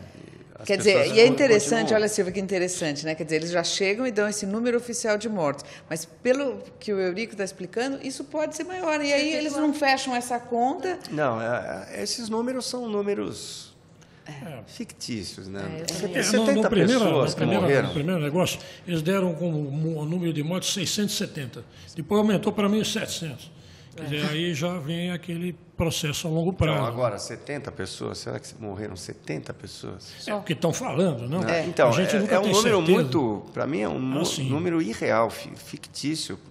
Acho que é mais ou menos? Eu acho que muito mais. Muito mais. 70 é muito pouco. Muito mais. Para o estrago que essas armas podem fazer. Elas são muito letais e a morte... de contaminação máxima, se a pessoa está num local próximo, a morte demora quase instantânea, 10 minutos no máximo, a morte da pessoa. Se ela estiver numa área de grande concentração. Agora, em áreas periféricas, a morte vai ocorrer, só que de forma mais lenta, mas vai ocorrer. Agora, esse número 70 pessoas, para mim, assim, desde a primeira vez que eu vi, eu falei, para mim está muito fora da realidade. E para os animais? Vamos esperar para o outro bloco, então? Ok. Aí você já começa a falar? Então, um rápido intervalo e agora o professor Guima vai falar os efeitos realmente dessas armas nos seres vivos, nas plantas, nos animais e até em que boa parte do planeta a gente tem que se preocupar com isso, né, professor? Um instante só, a gente já volta. Objetivo, liderança absoluta. O Colégio Objetivo Integrado é recordista. Por 7 anos consecutivos em primeiro lugar no Enem, com a média geral mais alta em todo o Brasil. O Colégio Objetivo Integrado adota o sistema de ensino Objetivo.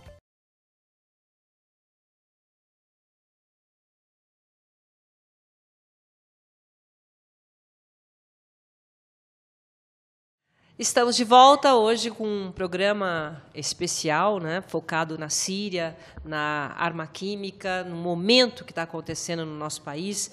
E agora eu queria que o professor Guima falasse um pouquinho dos efeitos, né, que essas bombas, que essas armas podem causar nos seres vivos, nas plantas, nos animais, e por quanto tempo isso pode durar. Certo.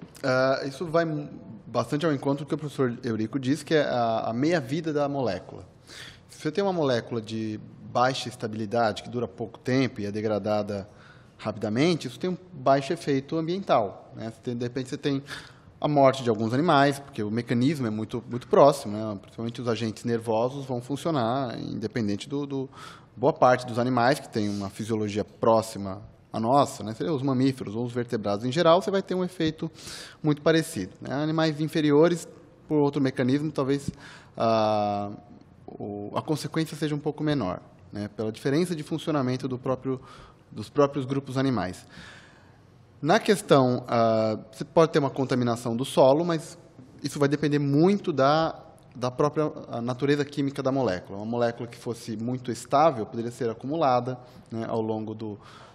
pode ser absorvida pelas plantas, pode ser absorvida por alguns organismos. Isso iria se acumulando na cadeia alimentar, chegando num alimento da população onde a concentração dessa substância poderia ser muito, muito aumentada, né? Então, você teria um efeito a longo prazo de contaminação do ambiente e, consequentemente, da própria alimentação da população, dependendo se a população se baseia, né, em uma alimentação próxima da região, né?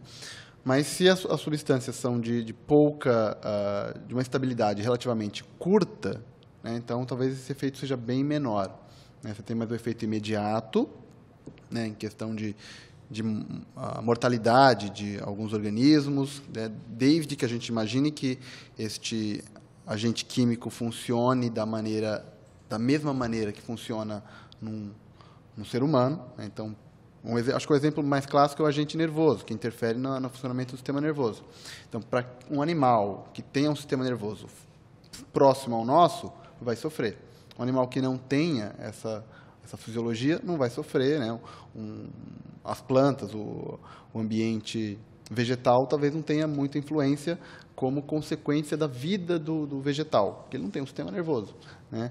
Eu teria um problema se isso se acumulasse nesse organismo e ele servisse de alimentação. Aí você estaria armazenando, vamos dizer assim, né, essa substância tóxica, substância química, que poderia ser base de um alimento de um organismo, de uma população. Mas isso é isolado, né, professor? Quer dizer, acontece lá na Síria, na região que está acontecendo, fica lá. Muito isso restrito, não contamina o mundo, o planeta. Não, entra restrito. No ar e vem para cá, sei lá. Hein? Não, as armas químicas são armas locais. Não há dissipação das... Depende da quantidade da ogiva, né, que é construída. Geralmente, eles fazem ogivas para atingir 3 km², 4 km². Quer dizer, é população mesmo, né? Então, não é direcionado a ninguém, é direcionado a todos que estão ali. É diferente de um míssil, né? Quer dizer, é completamente Então não vai prejudicar, no caso que a gente está falando, não vai prejudicar o planeta. Vai prejudicar é aquela região e aquelas pessoas. Muito local.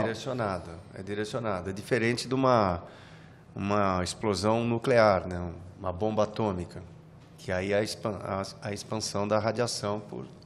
Agora falou da bomba atômica, tem que falar. Não, mas a bomba atômica, e aí pegando esse aspecto, qual que é a diferença? Quais as diferenças de uma bomba atômica, né, de uma arma nuclear e uma arma química? Então, as armas químicas são produtos químicos, né, feitos em laboratório, utilizando uma região periférica do átomo, que é a região da eletrosfera. Então, são reações químicas, né? Então, se faz as substâncias químicas como se faz outras que nós usamos no dia a dia. Agora, a bomba atômica, a bomba H, é uma reação nuclear, que acontece não na parte periférica do átomo, na parte central, do núcleo do átomo. Então, a energia envolvida nessa reação é infinitamente maior do que uma bomba química, né? Infinitamente maior. A quantidade de energia liberada, o poder destrutivo, né, vamos assim dizer, é infinitamente maior. É incomparável com uma arma química e uma arma nuclear. Então, são duas armas muito diferentes, né? O poder destrutivo de uma bomba atômica destrói cidades inteiras, né? Eurico, só uma curiosidade assim fora, né? Os americanos se assustaram com o efeito da bomba atômica. Eles mesmos, eles não sabiam daqui do poder, sim, né? Eles quando foi lançado, eles não esperavam que fosse destruir tanto, né? Eles tinham feito os testes já de algumas bombas atômicas antes de ser lançada sobre as cidades de Hiroshima e Nagasaki, mas os próprios que estavam no avião, né, o piloto e os demais, eles se assustaram com o tamanho do impacto que teve, né? Tem filmes que relata isso, né? O avião tremendo todo, eles vendo o impacto, vendo aquela destruição, eles mesmo não tinham a dimensão do poder destrutivo de uma bomba atômica, né? Porque a temperatura que chega ao local é uma temperatura elevadíssima, né? Elevadíssima. Então, a queima do oxigênio o deslocamento do ar é tão grande que tudo vai caindo, tudo vai sendo destruído, né? Nada para em pé, são poucas os prédios e muros que resistem a esse deslocamento de ar gerado pela queima do oxigênio. E a temperatura é tão alta que as pessoas simplesmente desaparecem, elas desintegram, né? Elas pulverizam, né? Então, tem imagens assim, impressionantes da Segunda Guerra que você vê só a silhueta da pessoa, em muros, em calçadas, né? Ela recebeu o deslocamento do ar e, ao mesmo tempo, a onda de energia na forma de calor. Então, ela pulverizou. Então, você só vê a silhueta, assim. Então, é uma morte instantânea, assim, para quem recebe naquela região de 3, 4 quilômetros, 5 quilômetros quadrados, né? O impacto. Agora, tem a radiação, que tem os efeitos que todos nós sabemos, destruição de células, né? Que o Guima pode até complementar de uma forma melhor. Você tem o efeito, né, uma radiação alta, letal, poucos minutos, né? Você tem o grande problema da consequência a longo prazo, que a radiação acaba criando mutações e isso leva ao aparecimento de câncer facilmente. A arma química também? Ou é menos? Bem menos, vai depender do composto. Tá. Vai depender muito do composto. Mas a arma nuclear... De certa forma, eu acho que isso nos protege, porque a partir do momento que eles sabem o que causa uma bomba atômica, os países que têm as suas bombas, eles sabem o efeito que faz apertar aquele botão. Então, eles mesmos se protegem, e eu acho que é uma forma, né, de segurança, porque apertar o botão lá, tanto para a Rússia quanto para a União Soviética, para Estados Unidos, eles sabem o efeito que causa. Isso cria um paradoxo, né? Você tem uma arma final, né? Pode acabar com tudo. Vai acabar com o mundo. Ao mesmo tempo, você não deixa de fabricar, né? Para se proteger. Se você sabe que ela vai acabar com tudo, por que fabricá-la? Não? Então, porque o outro também tem. Para se proteger, essa situação não? Proteger do quê, se você vai acabar com tudo? Você tá vendo? É um paradoxo, é verdade. É uma guerra sem vencedor, na realidade. É verdade. É uma guerra sem vencedor. Todos derrotados. Todos derrotados. Agora, mas também, então, aí voltando ao assunto das armas químicas, quer dizer, então eles usam as armas químicas como escudo para dizer assim, olha, uma ameaça, olha o que eu posso fazer com a população. Então, por favor, me temam, né? Aí tem um outro negócio que realmente a gente lembra. Algumas dessas armas estão sendo usadas em grupos-alvo. Determinada etnia de dentro da Síria sempre foi oposição ao Bashar Assad. Então, manda a bala nos caras. É mais ou menos assim. Tira o inimigo da frente. Elimina o inimigo, jogando material químico, que é uma coisa devastadora, e é uma forma de o governo demonstrar, olha, não brinque comigo. Eu sou cruel mesmo. Vocês... É recado, né? Ele quer mandar um recado para o mundo. Exatamente. Isso pode acontecer. Então, aí entra aquela discussão que a gente estava falando, de que o ataque pode ter sido ou do governo ou de grupos correligionários opostos, que estão procurando um grupo-alvo para atacar. Você é favorável do governo, então eu vou jogar a arma química em você. Você é contra mim, eu vou jogar a arma química em você. Que desde princípios esses grupos já eram opositores ao governo. Então, ele aproveita para eliminar e, ao mesmo tempo, mostrar de forma cruel, né, o poder que ele tem. Coisa assim. Eu acho que a arma química é uma arma mais emocional do que letal. Né? Emocional? Eu acho. Uma arma mais emocional do que letal. Por quê?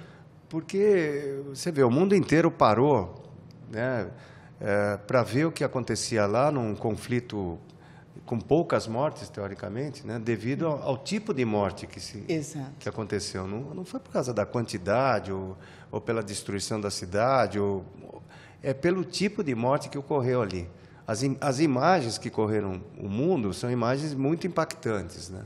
Então, emocionalmente, você tem aquele poder na mão, você tem uma pressão emocional em cima dos seus opositores muito grande, se você tem arma química. Você fala, olha o que eu posso fazer com seu filho, com sua filha, com seus parentes, com toda a tua família.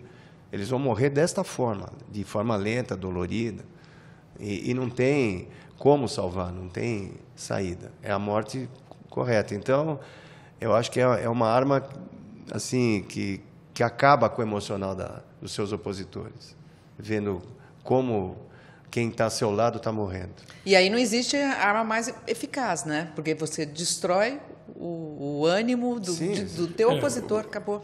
A disputa moral em guerra é uma constante, né? Você tem a coisa midiática, os opositores da guerra, eles manipulam a imprensa, manipulam a informação. Né? Tá vendo? Olha aí, mostra a criança sofrendo, morrendo. Isso. Né? Isso é uma forma de propaganda. E isso aí é uma coisa horrível, mas existe, né? Nesses conflitos. E o caso da guerra civil da Síria é bem característico. Começa a guerra de informação, né? Quem é que pode mais? Quem é que informa mais? Então vem a notícia falsa. Jogo, né? Exatamente. Vira um jogo e a população entra no jogo. Ela acaba virando o peão do jogo. Que são, né? os piores. Agora, Eurico, e o antrax? Saiu de moda? Porque antes só se falava em antrax. É verdade. Não, é uma questão o antrax ele é um pouco mais complexo para ser produzido os equipamentos utilizados na produção são um pouco mais sofisticados, né? Então, essas outras armas químicas que nós citamos, o VX, o Tabum, agente laranja, o equipamento laboratorial é mais simples de ser fabricado. Então, não é que ele... por uma questão de estratégia, dimensionamento de laboratório, de transporte de equipamento, fica mais fácil fabricar as outras do que o antrax, né? Então, é por isso que está se usando essas outras que nós... No caso, a gente fica pensando, né, quando a gente vê as fotos lá na Síria, esses laboratórios, tudo muito precário, porque está tudo destruído, quer dizer, eles, em qualquer cantinho, podem construir essas armas. Então, eu fico imaginando, esses cantinhos têm ligação com o Bashar Assad? Tipo assim, o Bashar Assad fala, olha, você que está em um laboratório naquele cantinho, pode soltar na população. Não existe ele isso. Não vai chegar diretamente para o cidadão, você vai lá e faz a máquina. Se bem que é uma possibilidade. Mas ele vai mandar aqui alguém, que mande em alguém, que mande em alguém, dê uma solução do problema. Então, olha, aquela etnia está me criando problema. Eles falam só isso para o general. Aí o general vai descobrir qual é a solução que ele pode dar, incluindo esse negócio de arma química. Aí usou, o cara, não estou sabendo, né? Eu não falei nada disso. Ele pode muito bem sair por aí. Né? Professor, existe solução? Quer dizer, qual é o futuro que você vê numa guerra que já dura 7 anos? Se existe alguma esperança de que isso possa mudar? Eu acho que a curto prazo a coisa não vai rolar, não. Eu acho que esses grupos superiores que estão em disputa, ou seja, os Estados Unidos, Rússia do outro lado, eles estão ali numa disputa de hegemonia e eles podem arrastar isso aí indefinidamente, interferindo em determinados momentos, apoiando determinados grupos, retirando o apoio. Aí a coisa vai andar. A guerra civil do Líbano demorou 16 anos para resolver. E curiosamente, 16. E curiosamente quem resolveu foi a Síria. Mas no momento em que ela estava estabilizada, o exército sírio invadiu o Líbano, separou os grupos que lutavam e a guerra acabou. Agora, foi uma interferência externa. Agora, eu não sei se a Síria em si vai ter uma solução desse gênero. Porque são vários grupos, então como é que faz? Muitos não tem ninguém para chegar lá e separar os grupos? Não tem. E é grupo um inimigo do outro. E esse grupo luta contra o governo, mas dentro dele, um é favorável ao americano, outro é favorável ao curdo, outro é favorável ao turco, outro é favorável à França, e nem sempre esse da França é aliado americano. Então fica muito difícil definir isso aí. Mas não é justamente esse país fragmentado que interessa ao sistema? Pode ser que sim. Já deram uma solução de separar a Síria, fazer uma fragmentação, deixar o governo num lugar, outro grupo no outro grupo. Já houve uma proposta nesse gênero. Agora, se isso aí vai continuar, eu não sei. É claro que a gente sabe que o governo sírio não quer nada disso, né? Ele quer manter a união do país, a unidade do país. Mas já houve essa proposta de se dividir o país. O que ele quer, o governo sírio mesmo, efetivamente? Ele quer continuar dominando a região, formar o governo dele e controlar o poder, a economia, mesmo que em frangalhos, ele vai manter o poder ali dentro daquela região. Ele acaba virando uma espécie de peão na coisa, né? Você tem a Síria, um país instituído, organizado, reconhecido mundialmente. Se a Síria desmancha, o que é que vai surgir ali? Aí vem o oportunismo desse pessoal tipo Estado Islâmico, que resolve criar uma aventura, um tal de califado, né? Então, em termos de jogo de poder mundial, o que isso significaria? criar um califado, de repente o califa resolve unir toda a população muçulmana e aí resolve criar um império turco-otomano outra vez. Quer dizer, aí entra a questão do petróleo. Como é que essa gente vai reagir em relação ao petróleo que é vendido? Qual é a garantia de que o Estado Islâmico, assumindo o poder, ele vai continuar vendendo petróleo para a Europa, para o mundo, enfim? Ou ele pode cortar tudo? Então, mas tudo isso exige muito dinheiro, né? Então, Exige cada muito lado dinheiro. está sendo alimentado. Está. Os rebeldes estão sendo alimentados com arma, o Bashar Assad está sendo alimentado. Quer dizer, existe aí uma guerra fria por fora dos países, as potências, alimentando essa guerra? Sim, e uma potência que a gente sempre esquece de citar e que intervém é a Arábia Saudita. Um país rico, com muito petróleo, muito dinheiro, e ele dá arma para alguns desses grupos, tá certo, que lutam na guerra civil. E que tem bomba atômica também. Isso Bom, aí não já sei, também algo nem todos contam, né, Lucas? Teoricamente, a Arábia Saudita assinou o Tratado de Não Proliferação Nuclear de 68. Então, teoricamente, ela não poderia usar material radioativo para fabricar armas nucleares. Ela só poderia enriquecer material atômico para usos medicinais, químicos, experiências e coisas assim. Agora, se ela, por baixo do pano, produziu uma arma ou recebeu a arma de alguém, aí já é outra coisa que é uma hipótese totalmente discutível, né? É a história de Israel. Tem gente que acha que Israel tem arma nuclear. Eles têm capacidade para fazer isso, mas eles nunca admitiram isso. Agora, Israel não assinou o Tratado de Proliferação Nuclear. Então, é uma possibilidade grande. Professores, eu queria saber, em sala de aula, qual é o questionamento dos alunos? Eles questionam em relação à arma química? Já me perguntaram o que é esse negócio de arma química? Olha, tá vendo? O que é esse negócio de arma química? O que é esse negócio de arma química? O que é? Como é que funciona? Eles têm essa curiosidade, né, de saber quais são, como funciona, os efeitos, assim. Mas, assim, é mais por curiosidade de notícia, né? Tradução de notícia. Pulverizada, deles, né? Então, eles vêm perguntar, e eu, de uma forma mais simplificada, assim, sem entrar em formulações, em produção, em fórmula, em nome oficial, tudo, eu explico mais ou menos quais são e os efeitos que causam a dose letal, que é mínima, né? Uma pessoa de 70 quilogramas morre com, no máximo, 1,5 miligramas da substância. Nossa, Eurico, como que é uma pessoa que pesa 70 quilogramas, é dose letal de, no máximo, estou falando no limite máximo, 1,5 miligrama do composto da arma química, do gás mostarda, do gás sarin. Miligrama, não é 1,5 grama, miligrama. É nada. Então, eu dou mais ou menos esses parâmetros para eles, tal. É assim que funciona, é assim que é produzido, são essas as principais, tal. Na Síria, supostamente são estas que eles estão usando. É um bate-papo assim. Quando surge a oportunidade, assim, em sala de aula, e alguém levanta o problema, que eu estou levando algumas substâncias que eu falo só de química, então, às vezes, surge essa curiosidade por parte de alguns alunos, e a gente abre um leque e procura falar de forma rápida e não muito aprofundada, porque senão desvia o foco de outras coisas que a gente está falando, mas dou pelo menos uma visão, abro um pouquinho o leque para eles terem uma noção do que é, onde está sendo usada, quais são, as categorias, eu falo rapidamente, assim, mas perguntam, eles perguntam por causa das notícias, né? Guima, aí dentro da sala de aula, o que o teu aluno traz? Na biologia, acho que bastante que o Eurico falou, é a questão de saber o que acontece com quem respira, né, como que é a morte.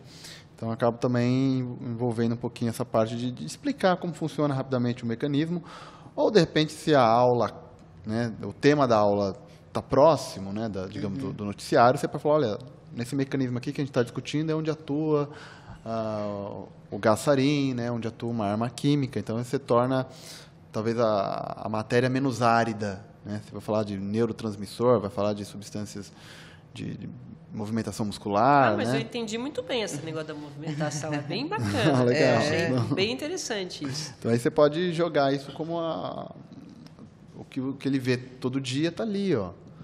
Você vê no noticiário, está aqui, ó. Isso aqui é a parte da biologia importante que explica muita coisa. Eu queria estender essa pergunta também para você, Lucchesi. Isso é um tema de vestibular também? A guerra na Síria é um tema de vestibular também? Pode ser.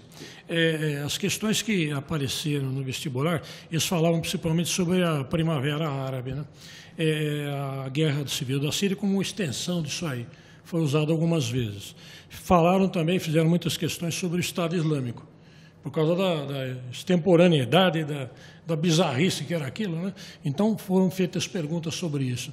É que o Estado Islâmico não perdurou, ele simplesmente está desmanchando.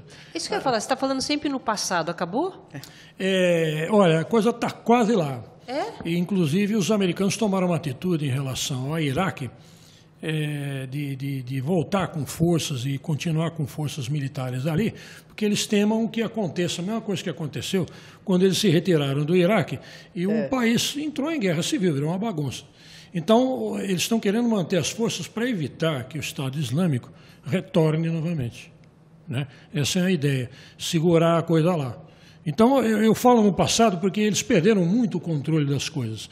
Parece que agora o Estado Islâmico está reduzido a um pedacinho de terreno que pega a fronteira do Iraque com a Síria, que é uma área muito, muito seca, árida, e tem pouca gente ali. Então, eles parecem que controlam alguma coisa ali. Mas o Estado Islâmico foi combatido tanto pelo pessoal, que eram as forças opositoras do Bashar al-Assad, quanto combatido pelo próprio Bashar al-Assad. Houve uma coalizão internacional formada por 10 países, incluindo os Estados Unidos, Reino Unido e tal, que combateu o Estado Islâmico. O Iraque combateu o Estado Islâmico, então juntou todo mundo para bater no Estado Islâmico. E ele perdeu muito a força. Como ele tomou atitudes muito radicais, ele controlava o território à força, sacrificava a população e tomava atitudes assim muito violentas, ele perdeu o apoio popular rapidamente. Então, quando as forças inimigas chegaram, rapidamente o pessoal abandonou o possível controle do Estado Islâmico e caiu fora. E o Estado foi perdendo força, de modo que a gente não sabe a que ponto ele está reduzido hoje. Ficou muito pequenininho. Mas o risco dele retornar sempre existe, não? Fanatismo é um negócio sério, né? É uma coisa difícil de controlar, né? Muito bem. Mas vamos fazer uma pauta sobre o Estado Islâmico, né, Silvia? Vamos falar dia. Está acabando, não quero mais falar do Estado Islâmico, não. Olha, mas é uma surpresa, porque eu achei que ainda tivesse, quer dizer, que bom, né? Porque isso significa que as coisas também vão diminuindo, mas aí já não tem tanta mídia, né? Quando começa. Quando começa. Ele era o grande demônio, né? Agora que ele perdeu a força, o pessoal parou de falar. Inclusive, o próprio Bashar al-Assad, ele retomou uma cidade histórica chamada Palmira, que tinha coisas antiquíssimas. Tudo, Eles tomaram conta daquilo, né? Estavam destruindo templos. Porque eles têm aquela postura muçulmana de que não há imagens, lá não tem imagem, então não pode haver imagem de nada. Se você encontra um tótem, um símbolo, ele destrói. A postura radical desse pessoal é desse tipo. E em Palmira estavam destruindo coisas, só que o exército do Bashar al-Assad retomou a cidade. Mas aí não dão tanta notícia quanto não deram tanta notícia quanto foi. Não é? Mas foi assim, tomou, perdeu, retomou novamente. Um vai e vem, mas estão conseguindo empurrar o Estado Islâmico para o mínimo aí de espaço. Bom, mas eu acho que eles também estão agora olhando para o mundo de uma forma diferente, né? Porque sempre ficou essa questão maniqueísta, o bem e o mal, o capitalismo e o socialismo, o comunismo, né? O mundo parece caminhar aí por uma nova ordem. A multipolaridade, né, como se diz, a emergência de novos países, era uma tendência que estava ocorrendo. E nesse momento em que nós estamos vivendo, parece que houve um retrocesso em alguns grupos aí mais conservadores, que se sentiram meio perdidos, né, meio sem parâmetro no mundo globalizado, né, no mundo diversificado. Então, você vê a reação da Inglaterra com o Brexit, você vê a reação do Trump, uma série de motivações que ele toma atitudes radicais. Então, ao mesmo tempo que evolui, você vê que retrocede também, né? Bom, a gente espera que a gente tenha contribuído, né, porque é um assunto interessante, um assunto que está aí atual para os alunos, para as pessoas. Eu mesmo adoro, porque a gente está sempre tentando entender o que está acontecendo. E é uma história atual, né, Silvia? Atual, mas muito obrigada pela presença de vocês. E eu queria terminar com uma fala, então, pode ser, Eurico, o que fica desse assunto para você, o uso de armas químicas na Síria? Eu me entristeço muito com a utilização desse tipo de arma. Eu acho que, primeiro, não devia haver arma em lugar nenhum. Né? Eu acho que esse é o melhor dos mundos, né? Seria o mundo ideal, né? Mas, assim, nós caminhamos para um lado assim muito ruim, né, com as armas químicas. É a pior forma de morte, a morte mais cruel, como eu falei, a morte mais dolorida para as famílias, para todos, né, para o meio ambiente. Quer dizer, se fosse possível ter um controle maior em relação a esse tipo de armas, se há necessidade de arma, não as químicas. Né? Só isso, eu acho. E você, Guima? Também concordo, né, com o professor Eurico. A utilização da arma química, como a gente acaba sabendo um pouco mais do mecanismo de ação, você fica um pouco mais impactado, né? É assim que eu estou me sentindo, eu estou impactada. Uma coisa é você ver a pessoa sofrendo, outra coisa é você entender por que está sofrendo. Né? Então, isso talvez cria não só um impacto, mas cria aquela empatia, né? Com o sofrimento alheio. E, obviamente, a gente torce para que se resolva o mais rápido possível e que não se use mais, né, esse método tão cruel, né, de repressão. Então, torcendo para aqui. Para você, Lucrezio, o que é que fica? O que fica triste é essa situação hipócrita das grandes potências que veem as coisas acontecer e apoiam, não tomam atitude, fala-se, critica-se, mostra-se, etc. Mas qual é a atitude que eles tomam? Eles continuam fabricando.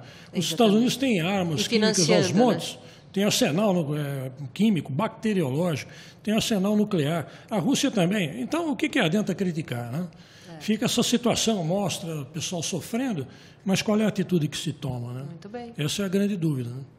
Bom, eu quero agradecer ao Eduardo Soares Lucchesi, que é professor de Geografia do Ensino Médio e do curso Objetivo. Obrigada pela aula, professor, aqui nessa entrevista. Boa noite. O Eurico Pellegrino, que é professor de Química do curso e Colégio Objetivo. Muito interessante todos os seus esclarecimentos, Eurico. Eu que agradeço estar na presença de vocês. Foi um bate-papo muito bom e sempre que precisar, eu venho. Tá bem, tá bem. O Guilherme Francisco, famoso Guima, né? Todo mundo chama de Guima, então por isso é que ficou esse nome. Professor de Biologia do curso e Colégio Objetivo. Eu que agradeço também a oportunidade e aprender também com os colegas é sempre importante. Encerramos o programa de hoje com a reflexão de Albert Camus, escritor, filósofo, romancista, dramaturgo, jornalista e ensaísta francês, nascido na Argélia. Somos responsáveis por aquilo que fazemos, o que não fazemos e o que impedimos de ser feito. A gente se despede lembrando que a educação é uma história sem fim. Obrigada.